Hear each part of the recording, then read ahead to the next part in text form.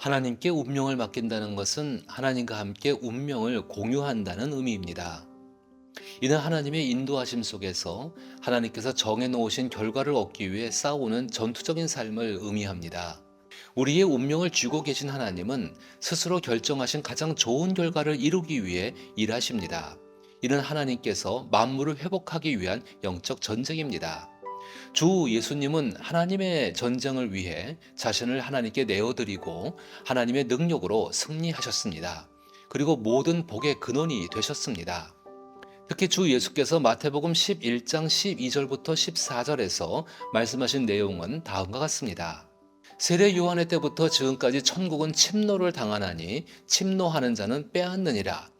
모든 선지자와 율법이 예언한 것은 요한까지니 만일 너희가 즐겨 받을진대 오리라 한 엘리야가 곧 이 사람이니라. 이 말씀을 생각해 보면 주 예수께서 오시기 전까지 하나님께 운명을 맡긴 사람들은 하나님께서 정하신 천국, 즉 영원히 하나님과 함께 살아가는 삶을 위해 싸워왔습니다. 그러나 그 싸움은 모든 사람의 것이 될 수는 없었습니다. 그러나 세례 요한에 이르러 그 싸움은 절정에 이르렀습니다. 이는 주 예수께서 오심으로써 하나님과 함께 할 수 있는 길이 모든 사람에게 열리게 되었음을 의미합니다. 따라서 우리의 영적 싸움은 하나님께서 정해 놓으신 결과를 얻기 위한 것이 아니라 주 예수로 인해 이미 하나님께서 정해 놓으신 결과를 성취하고 이를 완성해 나가기 위한 싸움입니다. 이는 마치 오랜 시간 동안 불임의 고통을 겪던 부부가 드디어 건강한 아이를 얻었고 그 아이를 오랜 기다린 만큼이나 잘 키워나가기 위해 사랑과 희생이 필요한 상황과 같습니다. 시편 144편은 영적 전투에 참여하고자 하는 모든 이에게 적용됩니다. 저자인 다윗, 그의 신앙을 본받으려는 이들, 세례 요한, 주 예수님, 그리고 오늘을 살아가는 그리스도인들에게도 해당됩니다. 이처럼 시편 144편은 영적 전투에 참여하여 이미 얻은 하나님의 결론을 이루기 위해 살아가는 오늘날 그리스도인의 영적 싸움에 대한 태도를 보여줍니다. 이런 생각을 가지고 시편 144편을 묵상해 봅니다.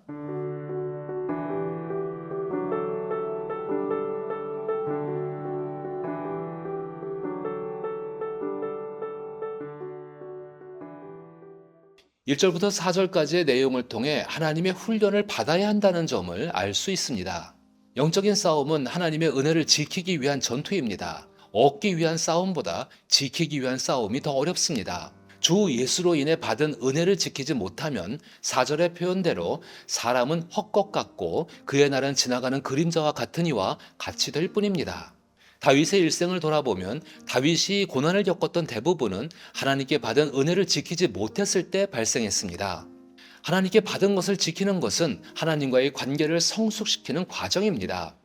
이는 하나님과의 가벼운 친밀감에서 출발하여 자기 몸을 불사도록 내어줄 수 있는 깊은 친밀감으로 나아가는 것을 의미합니다.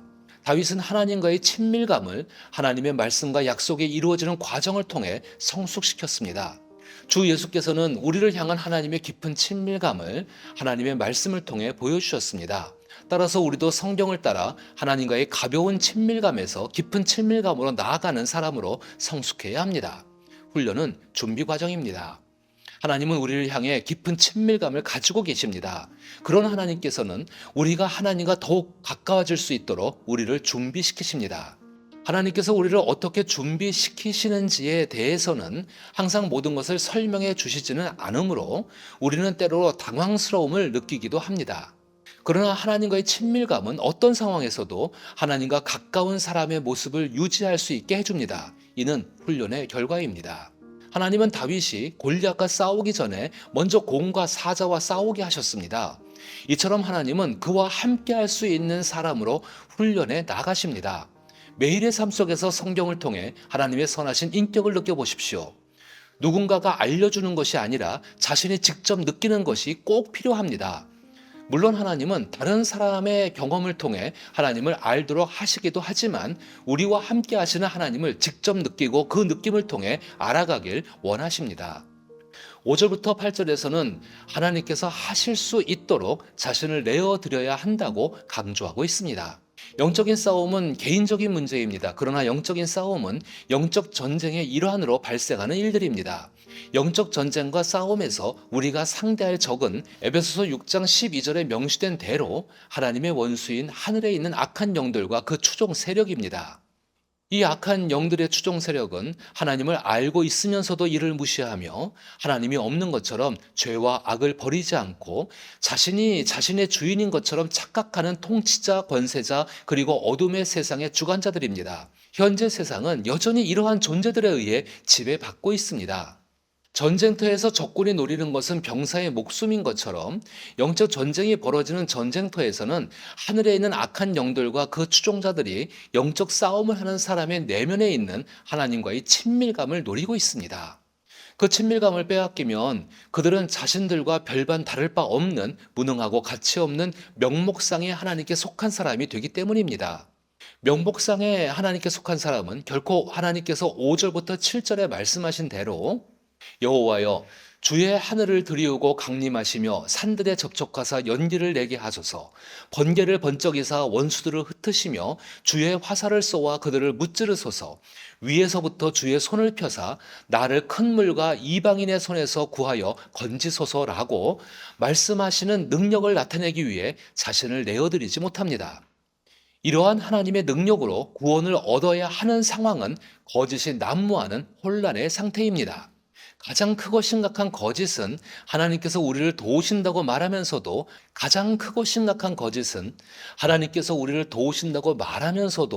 악한 영과 그 추종자들과 싸우기를 두려워하고 피 흘려 싸우시는 그리스도를 생각하지 않으며 자신을 내어드리지 않고도 하나님의 한없는 은혜가 승리를 나누어 준다고 믿는 것입니다.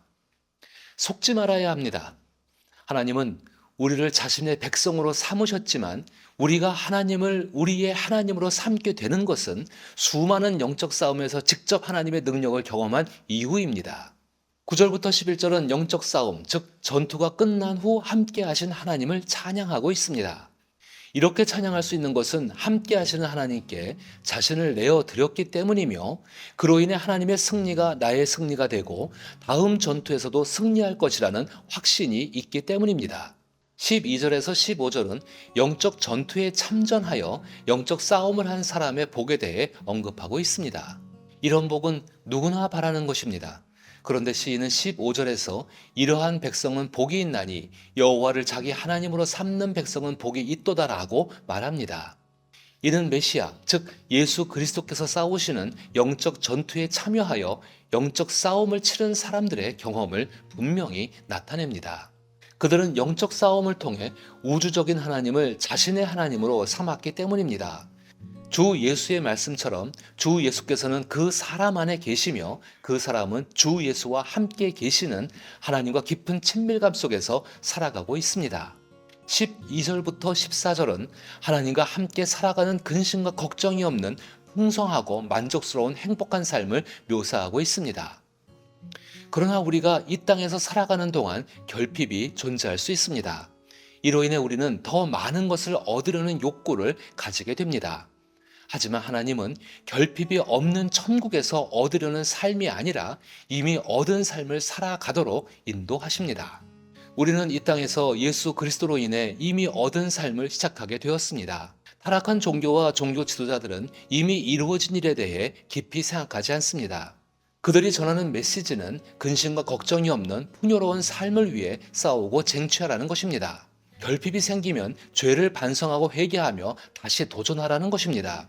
그리고 그런 삶을 사는 사람에게 하나님께서 복을 주신다고 강조합니다. 한 걸음 더 나아가 그러한 사람은 천국에 들어갈 수 있다고 외칩니다. 저는 묻고 싶습니다. 과연 누구를 위한 누구의 싸움에 참여하라는 것입니까?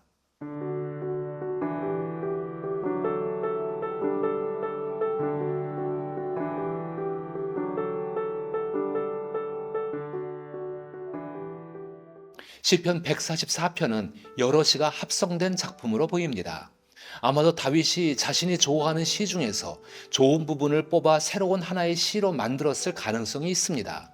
또는 다윗의 신앙을 닮아가는 사람들이 그의 시에서 발췌하여 재창작했을 수도 있습니다. 그러나 이 시가 담고 있는 주제는 분명합니다. 그것은 영적 전쟁과 영적 싸움입니다. 이는 하나님의 백성들에게 어려운 시험을 의미합니다. 그러나 하나님의 백성이라고 해서 이 세상에서 어려운 시험을 당하지 않는 것은 아닙니다.